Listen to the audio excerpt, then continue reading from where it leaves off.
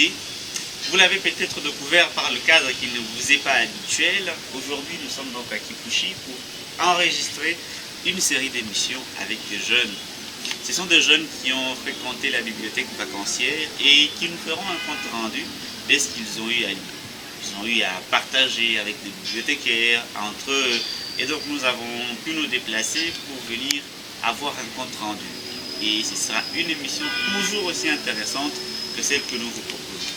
Et aujourd'hui spécialement, nous recevons, ou nous sommes reçus, nous recevons un jeune qui a eu à lire un de bouquins dans la bibliothèque et qui va nous faire un compte rendu. Nous allons essayer d'échanger avec lui. Il s'agit donc de M. Mwamba Guélor. Il est élève en 4e année scientifique au complexe scolaire à l'Institut Mulumba Lupoji de Kipushi. Guélor Mwamba, bonjour et bienvenue. Bonjour, merci monsieur, j'espère que vous allez bien. Ça va. Alors déjà, la première question Guélor, ce serait de savoir comment tu as senti ta fréquentation à la bibliothèque. Est-ce que tu peux nous parler en quelques mots de la bibliothèque vacancière de Kipushi que tu as eu à fréquenter? C'était vraiment une expérience unique. Venir à la bibliothèque, pour moi, ça a toujours été un rêve, puisque je peux dire que je suis un amoureux de la lecture. J'aime trop la lecture. Durant mon temps libre, lire, ça m'inspire et ça m'aide à aller de l'avant. Et venir ici à la bibliothèque de Kipushi m'a permis de réaliser ces rêves. Pour la plupart, venir à une bibliothèque et s'asseoir, c'est ennuyant et la plupart des gens n'aiment pas. Mais pour nous, venir à cette bibliothèque ici a vraiment été une expérience remarquable, unique, je peux dire même inoubliable. La bibliothèque vacancière de Kipushi, malgré qu'elle n'était pas grande comme la plupart l'imaginent, mais elle regorgeait d'assez de livres pour nous permettre à tous de lire tranquillement et de maîtriser ce qu'on disait. Et tu as eu à rencontrer des amis de l'école ou des amis de ton quartier à la bibliothèque vacancière? Oui, j'ai rencontré des amis de mon école, de mon quartier, bref, même des gens que je ne connaissais pas avant et que j'ai rencontrés à la bibliothèque. On a parlé, à faire connaissance, c'était vraiment magnifique. Alors, avant qu'on parle du livre que tu as eu à lire, avant l'existence de cette bibliothèque vacancière à Kipushi, est-ce que tu connaissais d'autres bibliothèques où tu pouvais aller lire tranquillement? Il existe la bibliothèque de Saint-Charles. De l'autre côté, juste avant les stades qui se trouvent à la cité. J'allais quelquefois récupérer un livre que j'allais lire à la maison. Mais je me rends compte que dans le quartier, il y a trop de bruit et ça m'empêchait de lire tranquillement. Et donc tu préférais aller à la bibliothèque où c'était beaucoup plus tranquille que de rester à la maison où il y a trop de bruit dans le quartier. Oui. Alors quel est le livre que tu as eu à lire à la bibliothèque et que tu vas devoir partager avec moi? Parmi tous les livres que j'ai à lire, celui qui m'a le plus touché, que je désire du plus profond de mon cœur partager avec vous, c'est 1000 km à pied. Oui. Alors, très cher ami, téléspectateurs, amis auditeurs, nous allons partager avec M. Guélor du livre des Zaminga, un auteur connu de la population congolaise. Zaminga Batukezanga, un auteur de renom que nous avons eu tous le temps de connaître. Nous avons eu à lire ce livre et Guélor aussi a lu son livre et donc il va devoir partager avec nous sa lecture. Et cher Guélor, de quoi est-ce qu'il a été question dans 1000 km à pied de Zaminga? Dans ce roman 1000 km à pied, on parle d'un jeune homme nommé Ikel. Comme la plupart des jeunes hommes qui sont nés en RDC, après leurs études, désirent toujours aller plus loin. Qu'est-ce que je veux dire par aller plus loin? Ils désirent toujours quitter le pays, aller découvrir d'autres horizons. Mais dans le cas de ce jeune homme, il a décidé d'aller s'installer en Europe, où il va finir ses études supérieures, mais un événement va venir chambouler sa vie. C'est quand il découvre que dans son pays, une rébellion a pris naissance. Et apparemment, cette rébellion a emporté sa famille. le jeune sera déboussolé et va décider de s'installer définitivement en Europe. Et le jeune homme, ayant décidé de rester en Europe, va se trouver un travail, mais se rend compte qu'il est mis à l'écart. Dans ce travail, les Européens sont plus privilégiés que les Africains. Pourquoi? Parce qu'en Europe, il fait face à ce qu'on appelle le racisme. Il est considéré comme inférieur juste par sa couleur de peau. Le jeune homme va essayer de persévérer, mais se rend compte que c'est trop compliqué. Il va décider de revenir dans son pays. Il revient dans son pays, en RDC, plus précisément à la capitale qui est Kinshasa.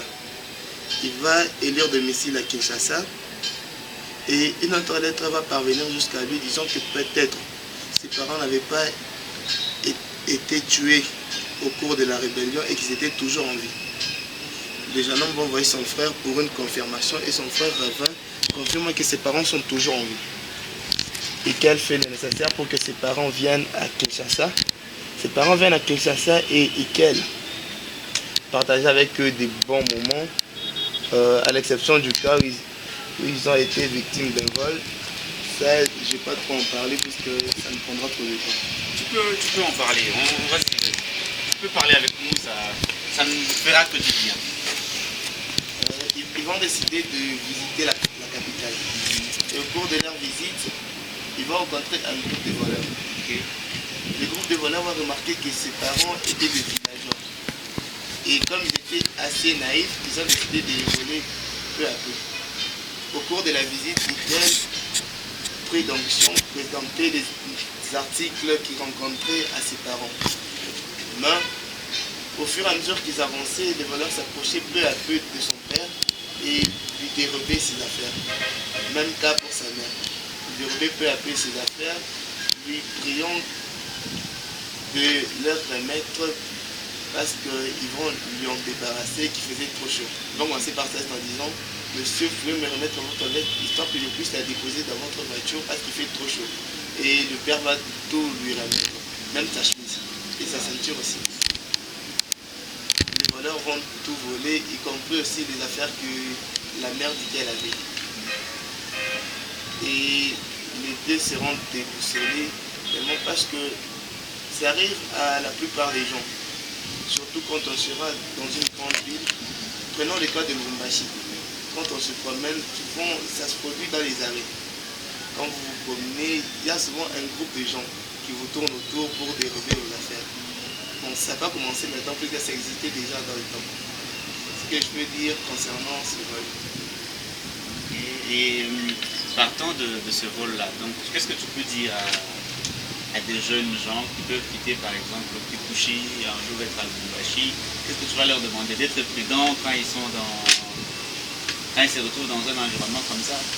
Oui, ils doivent être prudents, mais aussi veiller sur leurs affaires. C'est par négligence que les parents d'Ikel ils sont fait voler leurs affaires.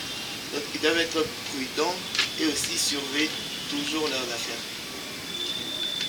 Et la suite de l'histoire de ce jeune homme, Ikel, après que ses parents soient venus de l'endroit où ils étaient supposés morts, ils se sont retrouvés à Kinshasa avec lui. Après cette partie-là du vol, qu'est-ce qui s'est passé ensuite? Son père va décider d'aller rendre visite aux autres membres de sa famille, puisque Ikel était issu d'une famille de 4 enfants, dont 3 garçons et une fille. Il va décider de rendre visite aux autres et se rend compte qu'ils vivent péniblement. Comment on peut se permettre dans une même famille, l'un vit comme un roi et les autres vivent péniblement? Donc son père va régler les différends qu'il y avait entre lui et ses frères. Et qu'elle va prendre la décision d'assurer de meilleurs jours à sa famille. Et par ça, qu'elle va décider de se transformer en chauffeur. Il y avait déjà une activité qui était la principale. Il va prendre une seconde activité qui sera la secondaire, celle d'être chauffeur. Il sera chauffeur de nuit, puisque la journée, il sera logiquement au travail et la nuit, il sera chauffeur. Mais au cours de son travail, et qu'elle va rencontrer quelques difficultés. Une fois, il va rentrer tellement tard à la maison, il sera trop fatigué le lendemain pour se rendre au travail. sa femme va aller plaider auprès de son patron en disant qu'elle est malade. Mais le patron connaissait déjà cette ruse. Vous savez que la plupart des employés faisaient ça et le lendemain, ils étaient très fatigués pour se rendre au travail. Et sa femme ayant plaidé, le patron refusa et renvoya Ikel. Ikel se retrouva sans son emploi principal, donc va prendre sa voiture et va en faire son action principale. Oui.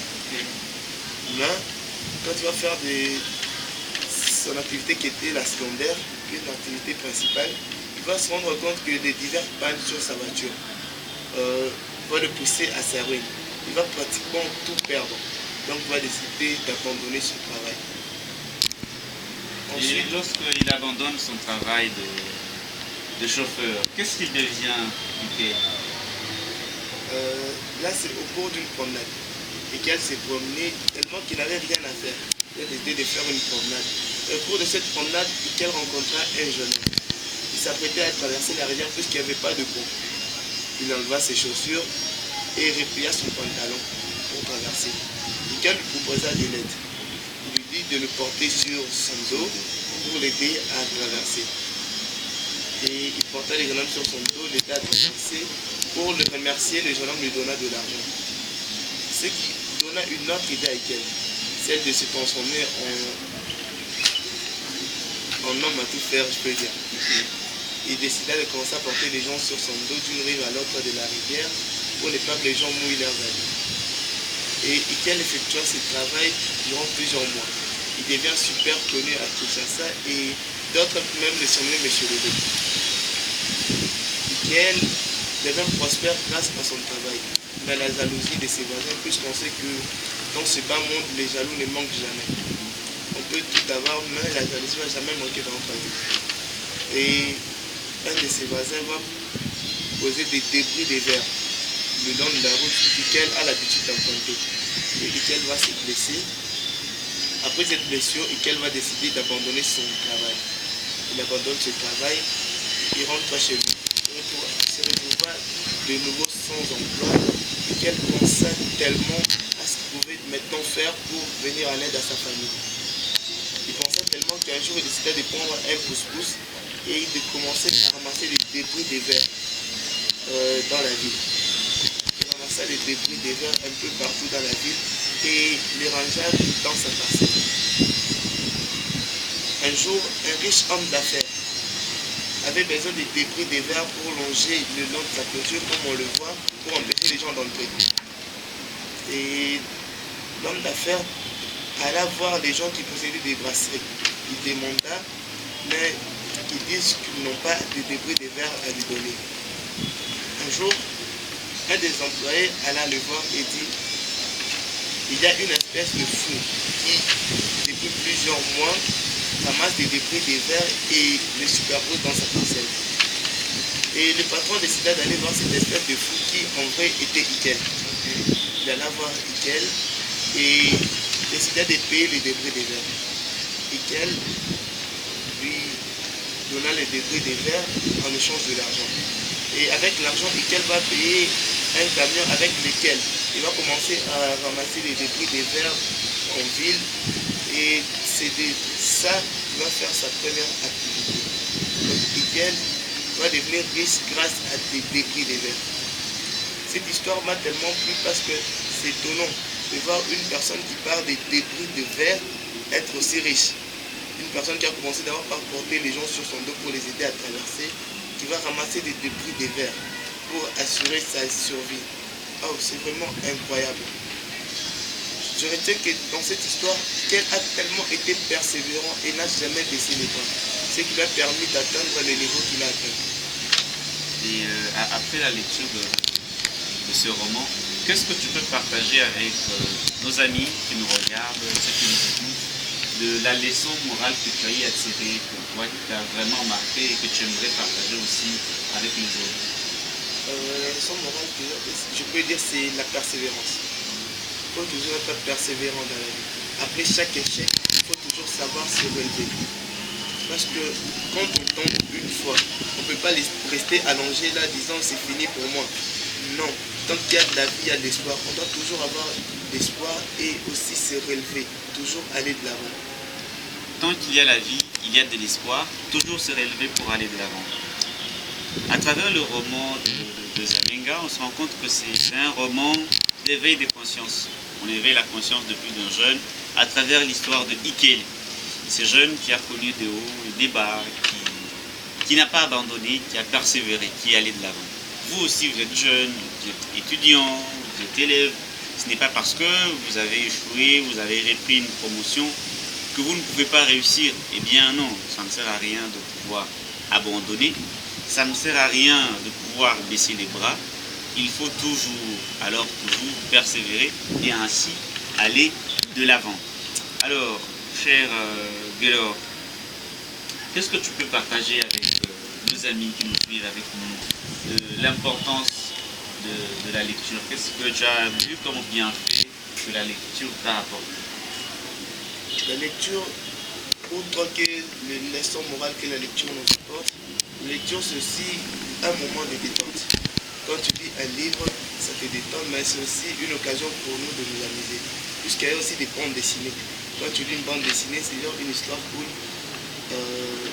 Ça te permet aussi de te détendre, de t'amuser. D'autres livres, il y a même des dessins. Tu regardes les dessins, ça te détend un peu. Mais aussi la lecture. Tu as eu à enrichir ton vocabulaire partant de la lecture. Oui, j'ai enrichi mon vocabulaire partant de la lecture. Mais aussi, la lecture nous apporte tellement qu'on ne peut l'imaginer. Parce que quand tu lis un livre, tu es isolé. Il n'y a que toi et les livres. Oui. Donc si on considère les livres comme la troisième personne, il n'y a que toi et les livres. Mais ça te permet aussi de te détacher du monde extérieur. Puisque dans le monde extérieur, il peut tout y avoir. Tu peux te promener comme ça et tu as un accident. Mais quand tu es assis tranquillement avec un livre, tu peux rien avoir de tout cela. Mais aussi dans le quartier, quand tu te promènes, on apprend plein de trucs. Plein de trucs qui ne sont pas bons pour nous. Mais partant de ça, je dis que la lecture, ça nous permet de nous parler à nous-mêmes. En lisant un roman, on se découvre. Puisqu'on ne peut pas prendre un roman au hasard, on lit d'abord les livres avant de prendre un roman. Comme celui-là, 1000 km à pied. Quand je lis le titre, j'ai senti comme si 1000 km à pied était juste un parcours. Une personne fait 1000 km à pied. Mais au fond de moi-même, j'ai compris que personne ne pouvait faire 1000 km à pied. Puisqu'on peut faire 1 km à pied, on commence déjà à se plaindre en disant qu'on a mal aux pieds. Mais de là, faire 1000 km à pied, wow, c'est incroyable. Et c'est en lisant plus profondément ces romans que j'ai compris pourquoi Zamenga avait intitulé le roman 1000 km à pied. Vu les souffrances qu'on traverse dans ce monde, puisque dans ces bas mondes, tout n'est pas que miel. Il y a aussi des souffrances qui arrivent. Donc, en lisant un roman, on apprend tellement qu'on ne peut l'imaginer. Et par exemple, dans ce roman, quelles sont les souffrances que tu as vues que Ikele a eu à traverser? Il y a premièrement le racisme. Ikele a fait preuve de racisme quand il est parti en Europe. Il était confronté au racisme puisque les Européens les considéraient comme inférieurs juste par sa couleur de peau. Mais de ça, j'ai retenu aussi une chose. Qu'il faut s'asseoir sur son propre tabouret que de s'allonger sur le fauteuil d'autrui. Et ça, c'est une phrase que me disait souvent mon père. Donc, mieux vaut rester dans son pays et le reconstruire que d'aller viser de s'installer dans les pays des autres. Parce que dans les pays des autres, tu seras toujours étranger, peu importe le temps que tu vas y passer. Donc, ce qu'il faut dire à ceux qui m'écoutent, c'est mieux vaut se mettre sur son propre tabouret que s'allonger sur le fauteuil d'autrui. Ça, c'est aussi une des choses que j'ai appris de ce roman.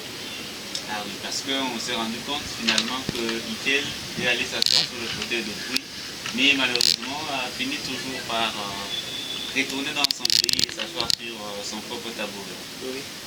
Et pour ces jeunes-là qui auront à passer l'examen de dissertation, ils auront forcément envie d'avoir des idées.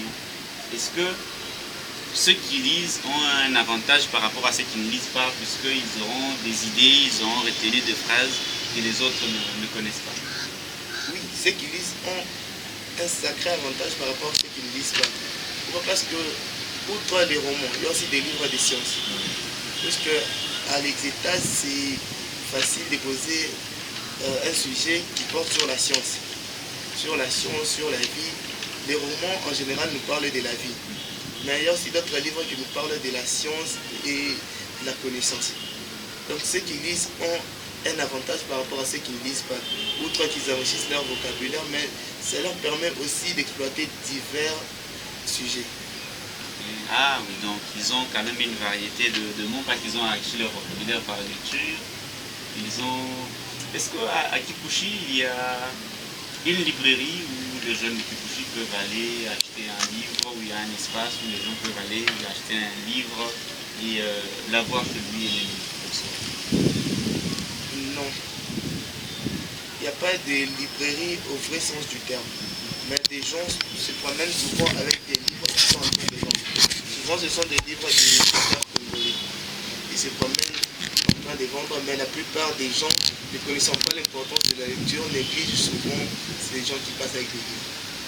Et toi aujourd'hui, tu connais l'importance de la lecture, tu as fréquenté la bibliothèque vacancière. Qu'est-ce que tu peux dire à ces jeunes qui négligent la lecture, qui disent que la lecture c'est juste pour perdre son temps avec deux livres? Qu'est-ce que tu peux dire à ces jeunes-là? Normalement, la lecture, c'est pas... On ne perd pas son temps avec un livre. Un livre, on est en train de parler au livre et les livres nous parlent. Les livres nous parlent suite aux écrits qui sont dans ces livres. Donc on se nourrit de ces livres. Voilà pourquoi on utilise souvent l'expression rat des bibliothèques. Les rats se nourrissent des pages, mais nous, on se nourrit de la connaissance qui est retenue dans ces livres. On ne perd pas son temps en venant à la bibliothèque, mais on s'enrichit, on se rassasie de ce qui est retenu dans ces livres. Alors, chers amis, téléspectateurs, amis auditeurs, vous avez compris le témoignage de Léo. On ne perd pas son temps en lisant. On vient apprendre et on gagne un maximum de connaissances. Donc, vous êtes à la maison, n'hésitez pas à vous rendre dans une bibliothèque la plus proche de chez vous, où vous pourrez aller découvrir des livres, où vous pourrez vous enrichir scientifiquement, vous allez apprendre des histoires de vie qui vont vous marquer, comme l'histoire que Delors vient de partager avec nous, le roman des Amings, 1000 km à pied. Il nous a expliqué même l'intérêt du titre, que 1000 km à pied, c'est un titre qui a attiré son attention, parce que s'est posé la question de savoir comment peut-on faire 1000 km à pied. Parce qu'au bout d'un, 2, 3 km, on se plaint du fait que les pieds font mal. Mais là, on est allé jusqu'à 1000 km. C'est simplement la persévérance. Donc il faut persévérer. Revenons toujours à Michael Delors. Il a connu le racisme, puis il est rentré. Qu'est-ce qui a permis à Michael de persévérer? C'est le fait qu'il a tout perdu, ou il y a eu quelque chose d'autre qui l'a permis de pouvoir toujours persévérer afin de réussir? Ce qui a permis à Michael de persévérer, c'est qu'il s'est toujours cru comme un pilier de la société. Donc, dans la vie, il faut toujours persévérer, se croire supérieur et ne pas se sous-estimer. Donc, croire en soi. Oui, croire en soi. Est-ce que si aujourd'hui on posait la question à Delors, tu es en 4e année littéraire, c'est-à-dire en dernière année, est-ce que tu as confiance en toi que tu réussiras avec brio cette année scolaire? Qu'est-ce que Delors dira? Oui, j'ai confiance en moi et je sais que je réussirai cette année. Et on arrive petit à petit vers la fin de ce magazine. Nous nous sommes déplacés à Kipushi pour parler avec des jeunes qui ont fréquenté la bibliothèque vacancière. Et Delors nous a parlé en long et en large du roman des Amings, 1000 km à pied. N'hésitez pas à faire un petit tour à la librairie Pauline, à Lubumbashi, sur l'avenue Lomami numéro 48. Vous trouverez le livre dont nous avons échangé avec Delors. Chers parents, pendant cette période surtout de la reprise de cours, de la reprise de classe, n'hésitez pas à chercher de petits bouquins pour vos enfants Gaylor nous l'a dit, vous avez vu par vous-même. Il a dit que la lecture lui a permis d'enrichir non seulement son vocabulaire, d'être cultivé, il a découvert une autre culture dans le livre qu'il ne connaissait pas, mais grâce à la lecture, il a eu à découvrir un livre. Grâce à la lecture, il a eu à découvrir un autre monde et il n'y avait que lui et le livre et il s'est évadé avec la lecture. Si vous faites un tour sur notre page YouTube, notre chaîne YouTube Un livre mille idées, et en défilant les vidéos, vous vous rendrez compte qu'il y a une émission à laquelle nous avons consacré un temps. Nous avons parlé de l'intérêt, de l'importance du trésor caché dans la lecture. Et Gaylor nous en a parlé de quelques-uns. Donc n'hésitez pas vous aussi à parler avec vos enfants, parler des lectures, parlons de livres avec nos enfants. Ne nous arrêtons pas que à nos smartphones, ne nous arrêtons pas que à la télévision, mais ayons aussi un petit temps pour la lecture. Alors, cher Gaylor, tu as fréquenté la bibliothèque, tu as vu ce que cela t'a apporté. Est-ce que tu vas abandonner la bibliothèque ou tu vas continuer à fréquenter régulièrement la bibliothèque quand tu as le temps? Je vais continuer à fréquenter régulièrement la bibliothèque, puisque, comme je l'ai dit auparavant, la lecture, c'est pratiquement une partie de ma vie. Ça fait partie des 3 choses que j'aime le plus au monde. Est-ce que un jour, Gaylor voudrait aussi écrire un roman comme celui qu'il a lu? Pourquoi pas? Bon, si Dieu me le permet, je le ferai. Si Dieu te le permet, tu le feras. Et donc, il faut toujours croire en toi, comme tu as dit. Ce qu'il faudrait retenir, chers amis téléspectateurs, amis auditeurs, comme leçon morale, c'est que dans la vie humaine, nous devons toujours savoir mettre notre connaissance apprise autour d'un profit. Et comme le cas duquel il a eu à mettre son savoir au profit de la nation, et nous avons vu que cela l'a permis, malgré les nombreuses difficultés qu'il a eu à rencontrer, à excéder vers la fin. Et nous avons vu que dans ce roman, et même dans notre vie de chaque jour, notre continent a des réalités tout à fait particulières. Nous avons nos us et coutumes qui sont différents d'autres personnes, et cela nous rappelle au respect des uns des autres. Respecter l'autre en tant qu'humain, même si là où il s'est retrouvé, on ne l'a pas respecté en tant qu'humain, il a connu les racismes et tout ce qui gravite autour. Donc, à travers ce roman, Zaminga nous appelle à éviter de vivre ou même de tomber dans la dépravation scandaleuse de mœurs. Il nous invite à vivre dignement et surtout à être persévérant. Cher Gaylor, nous sommes très contents d'avoir échangé avec toi. On espère que ce n'est pas la première et dernière fois qu'on vient pour une restitution d'une lecture comme celle-ci. On espère que prochainement, si on vient, tu pourras partager avec nous un autre livre que tu auras lu. Oui, espérons-le, puisque pour moi aussi c'était un honneur de pouvoir parler avec vous de ces livres. Parce que la lecture, c'est toujours quelque chose qui mérite d'être partagé. Lire un livre et garder le contenu pour soi, c'est pas trop super, mais lire un livre et partager le contenu avec d'autres personnes, c'est toujours une expérience remarquable. Merci beaucoup, cher Gaylor. Merci à vous, chers amis téléspectateurs, amis auditeurs, de nous avoir suivis de partout. Comme nous vous l'avons dit, vous avez vu par le décor que nous ne sommes pas dans notre endroit habituel, nous nous sommes déplacés jusqu'à Kipushi. Et donc, si vous regardez ce magazine, dites merci à toute la grande équipe qui s'est battue pour que vous puissiez avoir ces images. Merci à vous de nous avoir suivis. On se retrouve prochainement dans un autre numéro. Au revoir. Je te dirai ce que tu deviens.